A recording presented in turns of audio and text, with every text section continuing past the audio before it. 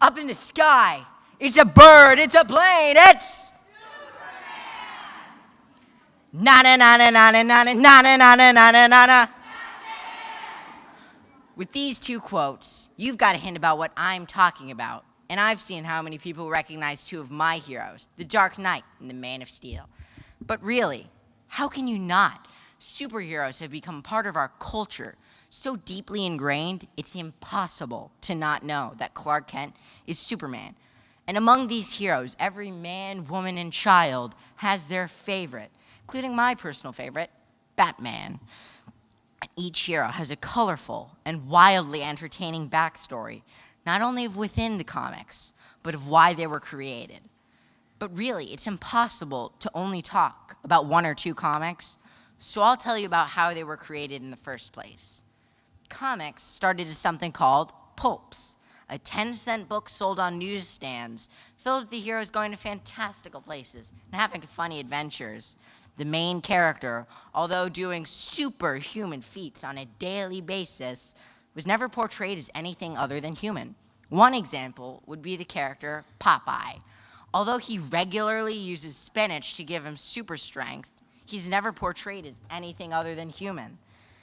The first ever superhero was a man called the Phantom, who never used superhuman abilities, instead fighting only with his wits and with death-defying stunts.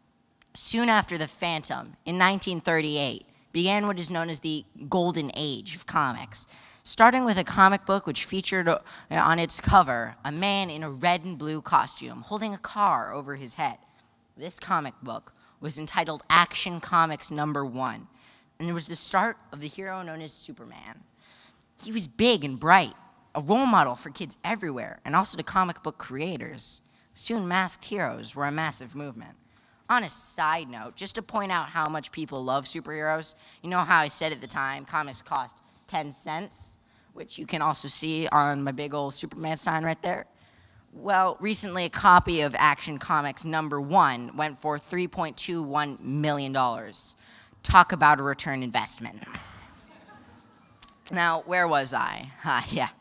Another famous hero to come out early was the infamous Batman, and he was a bit of a change from debuting in Detective Comics #1. And he was a bit of a change, where Superman was big and bright, colorful and shiny.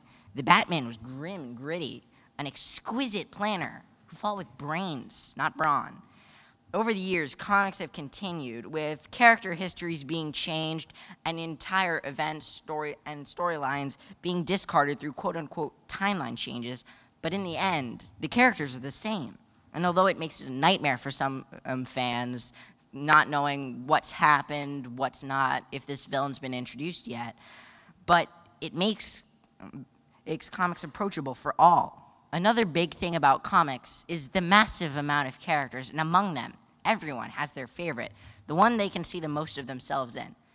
But did you know that you can know a few things about someone by knowing their favorite superhero? It's been seen by quite a few sources that you can know a few things about someone by knowing their favorite superhero. The Atlantic, Pucker Mob, and tons of other websites tell you a little bit about yourself if you can tell them your favorite superhero. Now, I want you to think of your favorite superhero. And now, if it's not Batman, Superman, or Spider-Man, I want you to try again. Aquaman fans, you're just a fish out of water here. But now that you know your choices, pick one of the three I've told in your head and listen for which description fits you the most. The first is Superman. On The Atlantic, the entry for Superman reads, "You don't believe in underdogs. Cheering for Kal-El is sort of like rooting for Duke or the Miami Heat. You like to be the very best and don't like to be on the losing team. You're probably the firstborn and are a bit of an overachiever, so you're used to setting the example and handling the pressure that comes with it.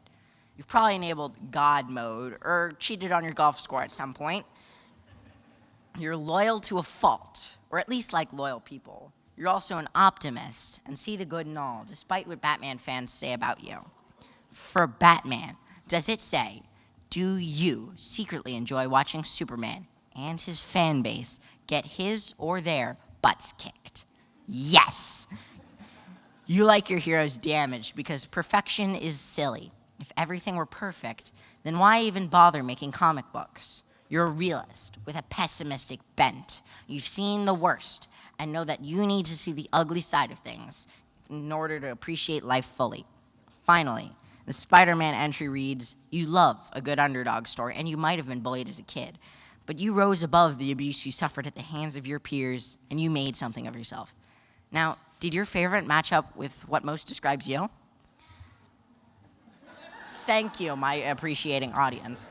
But the reason you and your favorite character may be so similar is because people enjoy things that are similar to themselves. But why do people even like superheroes to begin with?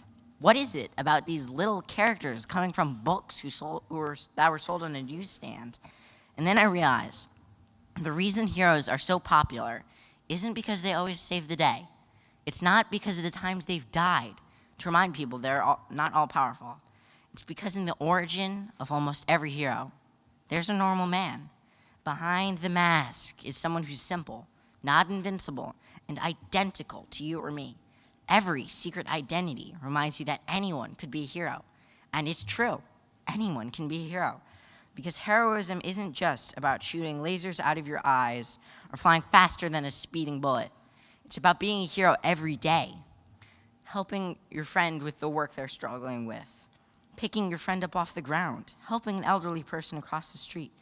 Because anyone can be a hero. Even someone like, I don't know, Mild Mannered Danny DeVito. Although, you may know me by another name.